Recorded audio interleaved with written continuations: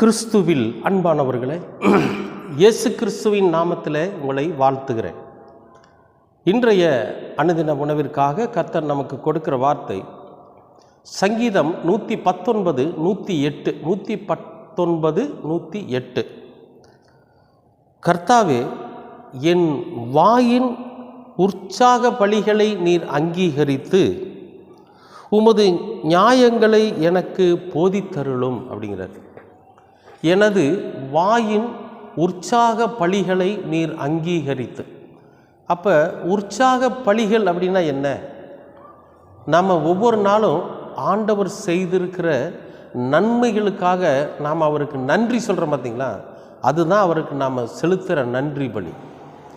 ஒவ்வொரு நாளும் கர்த்தாவே, நீர் எனக்கு செய்ததற்காக நன்றி, இரவில் என்னை பாதுகாத்ததற்காக நன்றி, என் பிரயாணத்தில் நீர் என்னோடு கூட இருந்ததற்காக நன்றி, என் விரோதிகளிடத்திலிருந்து என்னை தப்புவித்ததற்காக நன்றி, இன்றைக்கு எனக்கு நீர் உணவு கொடுத்ததற்காக நன்றி.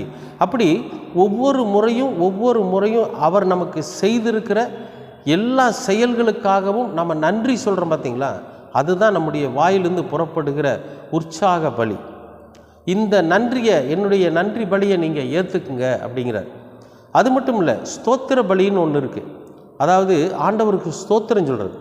நீங்கள் எப்படியெல்லாம் இருந்தீங்க, இந்த உலகத்துக்கு, இந்த பூமிக்கு, எனக்கு மட்டும் இல்லை, ஒட்டுமொத்தமாக இருக்கக்கூடிய எல்லா மனித சமுதாயத்திற்காகவும் நீர் இந்த உலகத்தில் மரித்தீரே, உமக்கு ஸ்தோத்திரம்.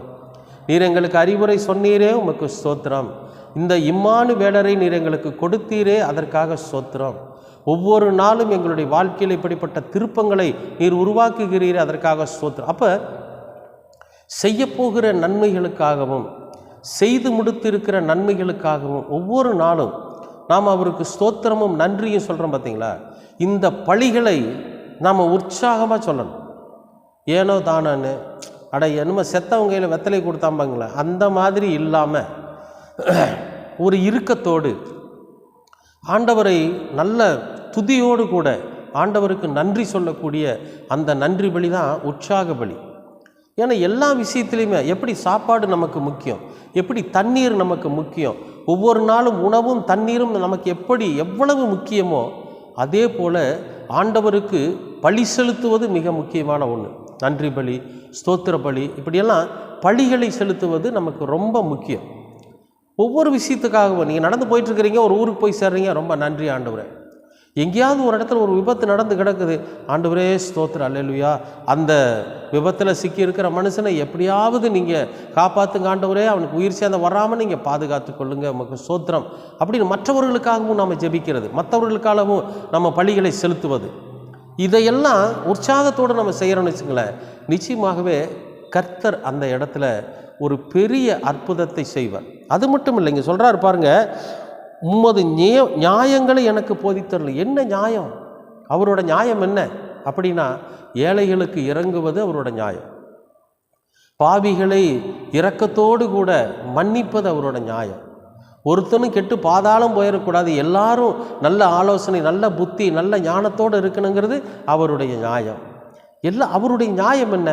பிறருக்கு நம்ம எந்த கெடுதலும் செய்யக்கூடாது, மற்றவர்களுக்கு நம்மளால் எந்த ஒரு துயரமும் தொந்தரவும் வந்துடக்கூடாது அப்படிங்கிற இந்த மாதிரி நியாயங்கள் இருக்குது பார்த்தீங்களா, அதை எனக்கு போதிங்க, நான் எப்படி இருக்கிறேன் அதன்படி நடக்கிறேன் அப்படிங்கிறாரு இங்கே சங்கீதக்காரர். பிரியமானவர்களே, நம்முடைய வாழ்க்கையிலும் கூட இந்த இம்மானுவேலர் நமக்கு என்னென்ன நியாயத்தை போதிக்கிறாரோ, என்னென்ன நியாயத்தை நமக்கு உணர்த்துகிறாரோ, அந்த செயலின்படி, அந்த வார்த்தைகளின்படி நாம் நம்முடைய வாழ்க்கையை வாழ்கிறப்ப நமக்கு எந்த பிரச்சனையும் வராது. இப்போ நம்ம எதுக்காக இப்படிப்பட்ட வார்த்தைகளை நம்ம தியானிக்கிறோம், நான் எதுக்காக இப்படிப்பட்ட வசனங்களை காணொளி மூலிமா உங்களுக்கு பதிவிடுறேன் அப்படின்னா, நாம் ஆண்டவருக்கு நன்றியுள்ளவர்களாக இருக்கணும். என் வாழ்க்கையில் ஆண்டவர் எனக்கு செய்திருக்கிற நன்மைக்காக நான் இதை செஞ்சிட்ருக்கிறேன். அப்போ ஒவ்வொரு தனிப்பட்ட மனிதனுடைய வாழ்க்கையிலும் அவர் நன்மை செய்ய காத்திருக்கிறார். நாம் அவருக்கு இடம் கொடுக்குறப்ப நிச்சயமாகவே அவர் நம்முடைய வாழ்க்கையில் ஒரு நன்மையை செய்ய காத்திருப்பார். நம்முடைய வாழ்க்கையில் எந்த பிரச்சனையும் வராமல் நம்மளை பாதுகாத்துக்குவார். அப்படி பாதுகாக்கிற ஒரு உன்னதமான தகப்பனுக்கு நன்றி சொல்கிறதுனால என்ன தப்பு? கண்டிப்பாக நன்றி சொல்லணும், அவருக்கு ஸ்தோத்திரம் சொல்லணும், அவருக்கு வணக்கம் சொல்லணும். இதையெல்லாம் அவர் பலியாக ஏற்றுக்கொள்ளுகிறார். அப்போ நம்ம உற்சாகமாக அதை செய்கிறப்ப கர்த்தர் அதை அங்கீகரிப்பார்.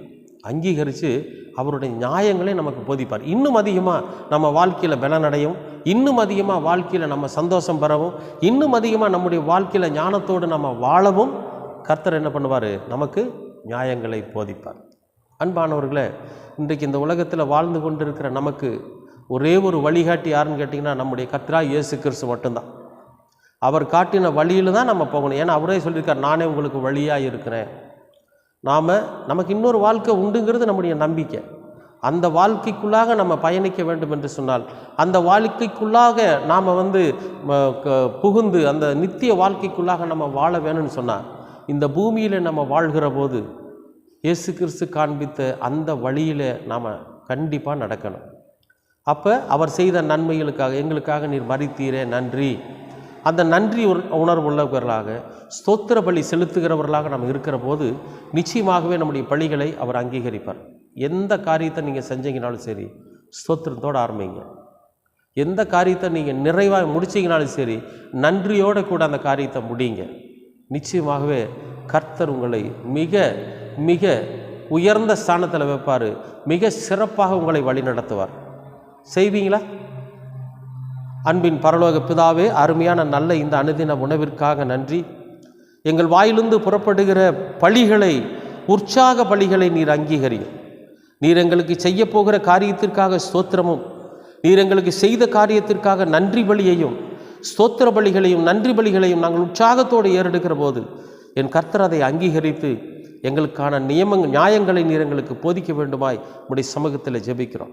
உம்முடைய நியாயத்தின்படி நாங்கள் இந்த உலகத்தில் வாழ்ந்து உண்மையுள்ளவர்களாய், உன்னதமானவர்களாய், உம்முடைய பிள்ளைகளாய் இருக்க கிருபை பாராட்டுங்க. எல்லாவற்றையும் இரட்சகராம் இயேசு கிறிஸ்துவின் வழியாக கேட்கிறோம் நல்ல பிதாவே. ஆமேன், ஆமேன், ஆமேன்.